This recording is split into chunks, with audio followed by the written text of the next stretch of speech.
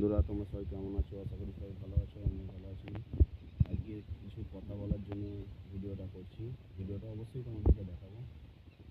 আজ এই 15 বছর সিপিএম 34 বছর যে রাজত্ব করেছে, তার ছোট্ট একটা নমুনা আমাদের শাহবাজার প্রাথমিক বিদ্যালয়। যে বিদ্যালয়ে বিগত কয়েক বছর ধরে কোনো কাজ করা হয়নি।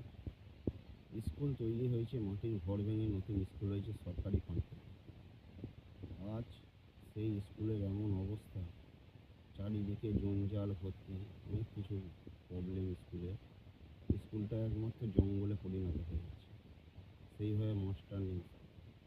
সেই স্কুলটাকে মেরামতি করার কাজ আমরা শুরু করেছি, তাও সরকারি ফান্ডে নয়, আমাদের সাধারণ গ্রাম বাংলা মানুষের সাহায্য নিয়ে আমরা স্কুলের কাজ শুরু করেছি।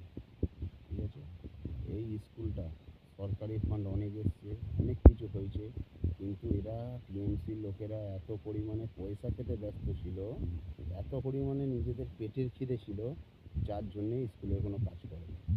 এদের পেটের খিদেটা আগে ছিল, কিন্তু আমরা যে কাজটা নিয়ে শুরু করেছি, তোমরা সবাই আশীর্বাদ করো যেন সাধারণ মানুষের পাশে, সাধারণ জনগণের পাশে এইভাবে থাকতে পারি।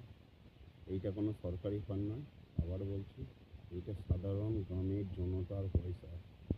এই পয়সা 1 টাকা যদি জনগণ দেয়, আমরা 10 টাকার কাজ করে দেখাবো। 1 টাকা খাওয়ার চিন্তাভাবনা আমাদের নেই। খাবো বলে বিজেপি পার্টি আমরা করিনি।